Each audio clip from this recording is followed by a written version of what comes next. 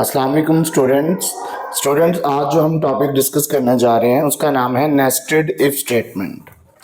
Nested if statement क्या है, nested if statement हम क्यों यूज़ करते हैं और नेस्टेड इफ स्टेटमेंट कैसे ऑपरेट करता है प्रोग्राम के अंदर या इसकी एग्जीक्यूशन कैसे होती है, हम इसमें डिस्कस करेंगे।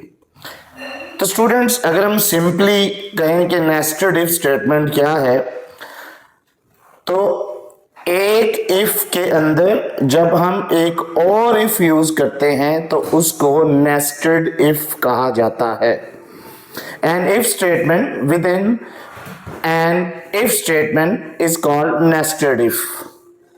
स्टूडेंट्स अगर आप इस स्टेटमेंट को देखें तो आपको ये डेफिनेशन क्लियर हो जाएगी कि जब हम एक इफ स्टेटमेंट के अंदर एक और इफ स्टेटमेंट यूज करते हैं तो इसे हम नेस्टेड इफ बोलते हैं। और नेस्टेड इफ कॉम्प्लिकेटेड एनवायरनमेंट को कंट्रोल करने के लिए यूटिलाइज की जाती है, जिसमें दो कंडीशंस होती हैं, एक आउटर कंडीशंस और एक इनर कंडीशंस।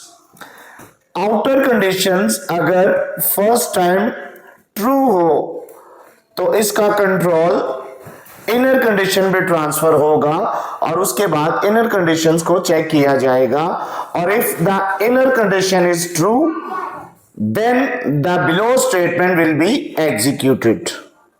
और अगर फर्स्ट टाइम ही आउटर कंडीशन फॉल्स हो गई तो आपकी इनर कंडीशन जो है वो एग्जीक्यूट नहीं होगी, कंट्रोल इनर कंडीशंस के ऊपर ट्रांसफर नहीं होगा और आपका प्रोग्राम वहीं से ब्रेक कर जाएगा और जो एक डिफॉल्ट स्टेटमेंट लिखी होगी वो एग्जीक्यूट हो जाएगी।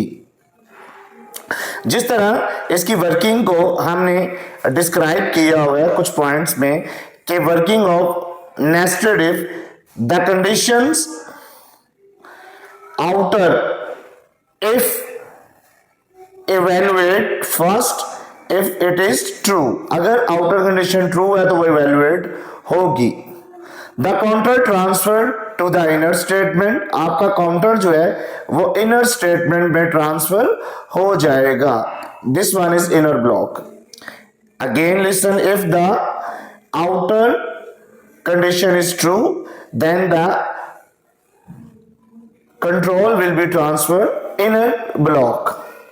और अगर आउटर कंडीशंस फॉल्स हो गई तो आपकी इनर स्टेटमेंट स्किप हो जाएगी और वो इवैल्यूएट नहीं होगी।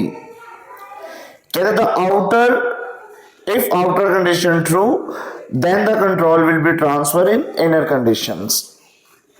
इसको हम एक प्रोग्राम के जरिए भी देखते हैं स्टूडेंट्स कि दिस वन, इसमें हमने तीन इनपुट्स ली हैं, इसमें हमने तीन इनपुट्स ली हैं स्टूडेंट्स, ए बी और सी, तीन वेरिएबल्स लिए हैं और उसको स्कैन एफ के जरिए तीन फॉर्मेट स्पेसिफायर के जरिए तीन कंकैटिनेट साइन को यूटिलाइज किया है और तीनों इनपुट ले ली है। अब हम इसको वन बाय वन डिस्कस करेंगे क्योंकि हमने स्मॉलेस्ट नंबर फाइंड करना है। हमने ये तीन इनपुट दी हैं, ए की वैल्यू 20 है, 35 है, बी की वैल्यू और सी की वैल्यू 13 है।